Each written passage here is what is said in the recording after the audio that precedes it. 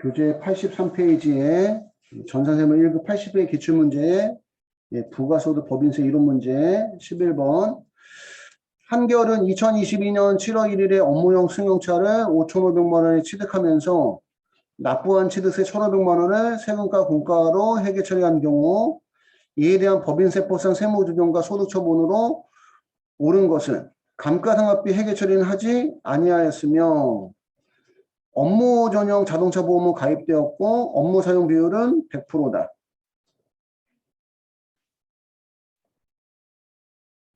이 1,500만 원은 우리가 무슨 상각의제라고 얘기하죠? 즉시 상각의제. 즉시 상각의제는 세법상 취득원가에 포함하고 회사 계산 상각비에 포함해서 감가상각 시부인 계산을 해야 되는 거예요. 근데 이게 업무용 승용차가 실제 들어가면 좀 복잡해요. 업무용 승용차 그 세무조정 순서가 첫 번째는 세법상 감가상각비 한도액을 계산을 해야 돼요.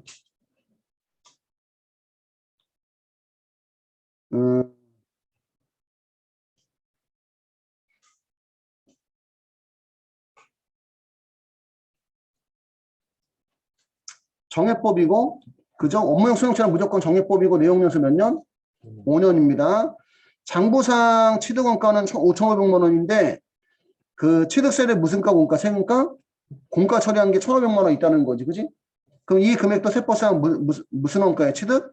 원가에 들어가야 돼. 그러면 7천만 원이고, 내용연수가 5년이니까 1 나누기 5년 하면 상각률은 20%예요. 20%. 그러면 6천만 원에, 아니 7천만 원에 20%면 1,400만 원인데 언제 취득해서 7월? 그러면 6개월치 12분의 6 하니까 세법상 한도는 700만 원입니다. 세법상 한도는. 근데 회사 계상액은 회사가 계상한 상각비에다가 단기 상각의제 1,500만 원 더하고 전기 오류 수정 손실 있으면 더하고 손상 차손 있으면 이것도 회사 계상액에 넣는 거지.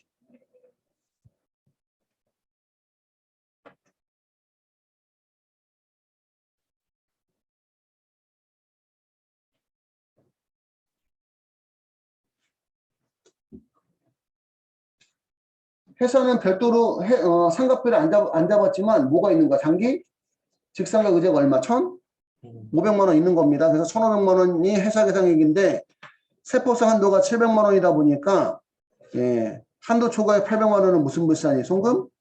불산입이 나와요.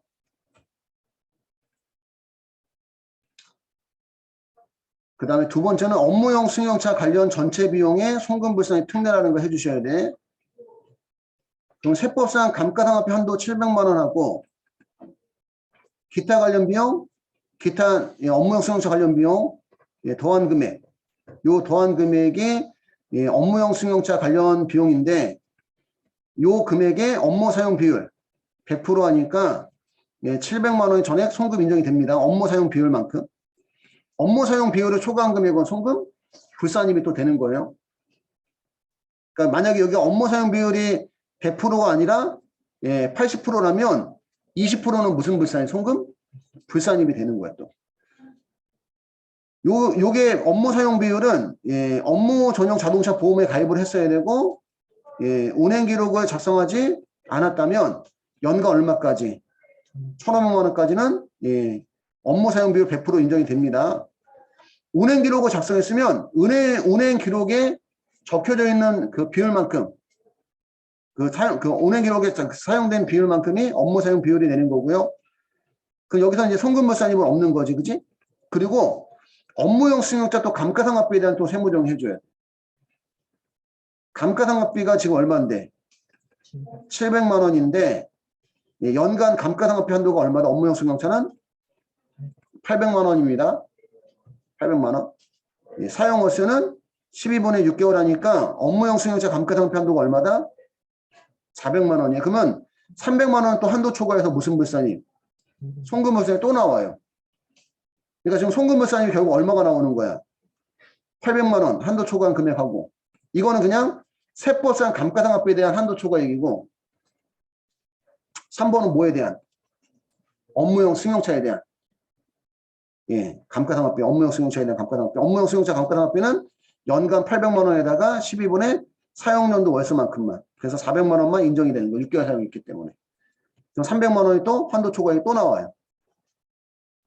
그럼 세무조정이 두 개가 나와야 되는 거. 전체적으로 800하고 400만 원 하고 해서 얼마? 1,200만 원이 나와야 되는데, 예. 답이 2번만 나왔거든. 그러니까 이게 출제자도 헷갈린 상태에서 문제가 나온 거예요. 그만큼 지금 업무용 승용차가 복잡하다는 게, 개념 자체 복잡하다는 거지.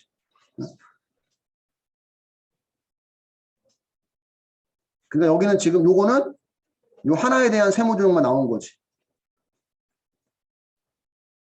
3번에 대한 세무조정 나오지 않은 거예요. 일단 여기까지 정리 한번 더 하시고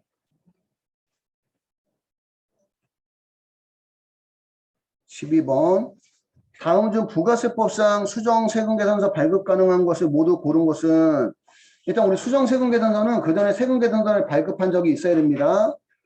처음에 공급한 재화가 한입된 경우도 예, 수정세금계산 발급이 가능하고요.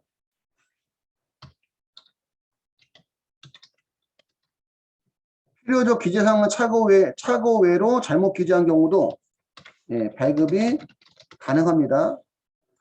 우리가 잘못 적을 수도 있잖아, 그치? 예. 그러면 그 세무서에서 예, 내가 잘못된 걸 알고 세무조사, 경정 나가기 전까지는 내가 뭐가 발급이 가능하다? 수정? 세금계산 발급이 가능하다. 착오에 의한 전자세금계 이중 발행된 경우도 발급이 가능합니다. 일반 가세자에서 간이가세자로 가세 유형이 전환된 후 일반 가세자에서 간이가세 가세 유형이 전환된 후 가세 유형 전환 전에 공급한 재화 또는 용역에서 가나 다의 사유가 발생한 경우도 수정세금계산 발급이 가능하대요. 일반 가세자에서 간이가세자로 가세 유형이 전환됐는데 예, 간이가세자로 전환되기 전에 공급한 재화 또는 용역에 대해서 가나 다 같은 상황이 있었다. 그러면 이제 수정세금계산 교부가 가능하다. 그래서 예, 발급 가능한 경우는 가나 다라가 다 해당이 돼서 답은 4번입니다. 답은 4번. 뭐하기 전까지 우리가 수정세금계산 교부 가능하다. 뭐하기 전까지? 가나의 세무서에서 경정하기 전까지. 그지? 응? 가나의 세무서에서 경정하기 전까지는 수정세금계산서 발급이 가능하다. 근데 내가 뭔가 잘못한 걸 알고 세무서에서 그죠? 경정 조사 나간다고 하니까 그때 가서 내가 수정세금계산 교부하겠다 그러면 안 된다는 얘기입니다.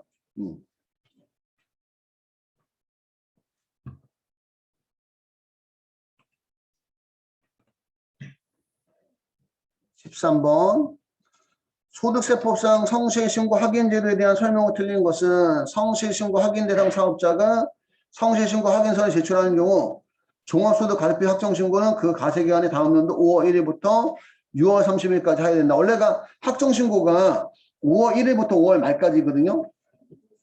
근데 법인세든 예, 소득세든 성실신고 확인 대상 사업자는 한 달간 더 연장을 해줘. 그러니까 소득세는 6월 말까지. 법인세는 4월 말까지. 1번 맞는 얘기고 2번 성실신고 확인 대상 사업자 법인은 성실신고를 확인한 세무사 등을 선임해서 해당 가세기간의 다음 연도 4월 30일까지 납세액이 관한 세무서에 신고해야 된다. 원래가 일반적인 사업연도가 1월 1일부터 12월 31일까지라고 치면 그지? 예, 법인세 신고를 3월 31일까지 해야 되는데 한 달 연장해 주니까 언제까지? 4월 30일까지가 되는 거죠. 그지? 성실신고 확인 대상 사업자가 성실신고 확인서를 제출한 경우는 성실신고 확인에 직접 사용한 비용의 60%를 120만 원의 한도 내에서 세액 공제해 준대. 60%를 120만 원 한도 내에서 세액 공제한다. 1번, 2번, 3번은 맞는 거고요. 4번 성실신고 확인 대상 사업자가 소득세를 신고하지 않을 때는 성실신고 확인서 미제출 가산세와 무신고 가산세 중 큰 금액을 적용한다. 4번이 틀렸는데 예, 이 둘 중에 큰 금액 적용하는 게 아니라 예, 둘 다 적용합니다. 둘 다 적용한다.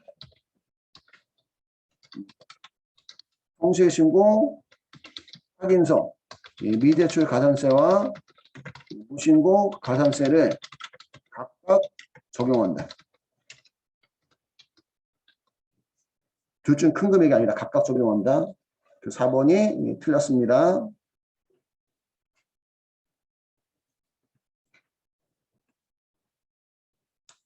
14번.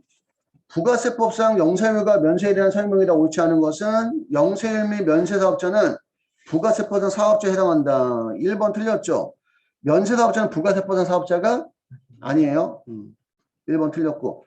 영세율은 완전 면세 제도이고 면세는 부분 면세 제도이고 영세율을 적용받은 사업자는 부가세에 대한 누적 효과와 한수 효과가 발생하지 않는다.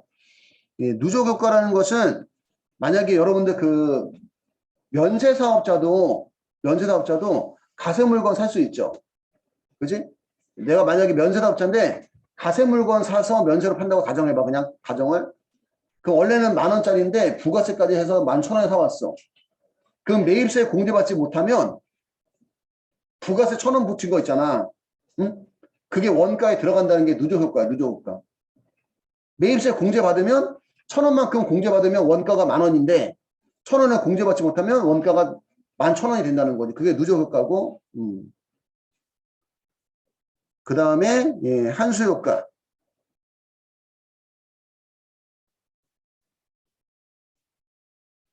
한수효과는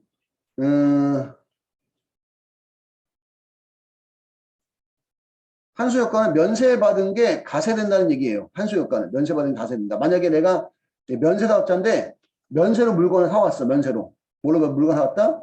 면세로 물건 사왔어. 그러니까 그지 저기지 내 면세사업자가 아니지. 그 가세사업자인데 식당 음식점을 한다. 그러면 농축수 임산물 사왔을 때 면세 물건 사왔잖아. 근데 그거를 이제 음식을 가공해서 다시 이제 그 뭐지 가세로 팔게 되면 면세가 됐던 것도 다시 가세가 되는 게 무슨 효과? 한수 효과라고 얘기하는 거야. 한수 효과. 근데 영세율은 예, 누적 효과나 한수 효과가 발생하지 않고요. 부가세법에서 영세율 제도는 주로 국제적 이중과세 방지와 소비적 가세 원칙을 구현하기 위한 제도이고 예, 면세 제도는 부가세 역신성을 완화하기 위한 제도이다. 그래서 14번은 일단 1번 틀렸고 15번. 다음 중 법인세법상 자산 판매 손익의 기록 시기에 대한 설명을 틀린 것은 상품 등의 판매는 원칙적으로 인도 기준이나 장기할부 판매의 경우는 현재 가치 인도 기준이나 해수기의 도래 기준도 수용하고 있죠. 그지? 예. 원래는 예, 장기할부 판매에 대해서는 예, 인도 기준입니다. 인도 기준. 근데 예, 중소기업은 해수기의 도래 기준을 해결하면 그거 허용한다. 여기다 이제 적어보면 장기 할부 판매는 기업회계 기준은 원칙은 인도 기준. 예외적으로 중소기업은 해수기의 도래 기준 회계 처리를 허용합니다. 기업회계 기준 원칙은 인도 기준이고 현재 가치 평가.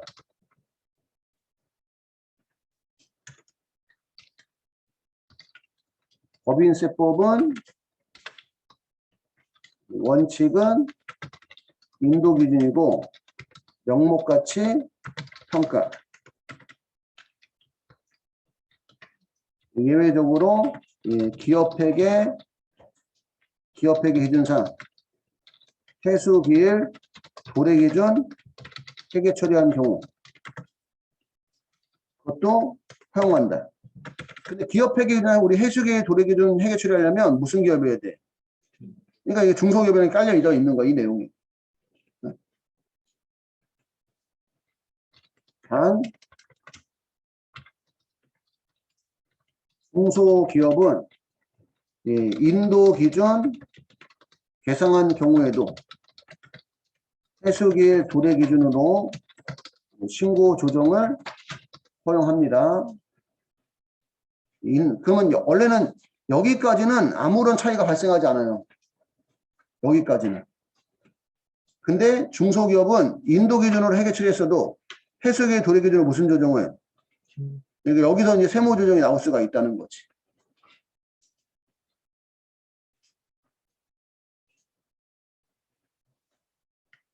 허용하고 여기도 빠졌네.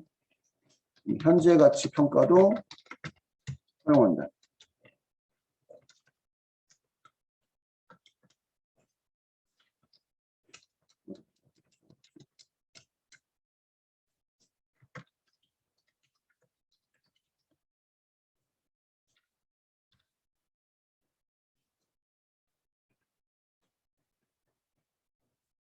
그래서 1번은 맞는 얘기입니다. 예, 현재 가치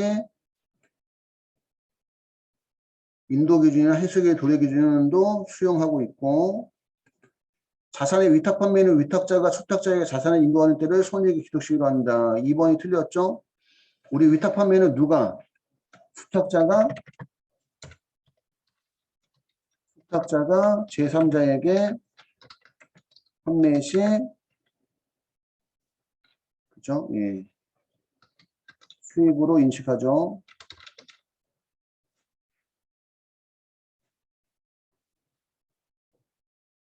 (2번이) 틀렸고 상품 등의 시용 판매는 구매자가 구입의사 표시한 날을 손익의 기록시기로 하고 예, 상품 등 외에 자산 양도 손익은 원칙적으로 대금 청산일은 손익의 기록시기로 하나 대금 청산정엔 소유권을 이전 등기하거나 상대방의 사용 수익하게 된 경우는 소유권 이전 등기 또는 사용 수익을 손익의 기록시기로 합니다. 그 15번 답은 2번이 틀렸고요. 여기까지 해서 80회 기출문제가 다 끝났고요.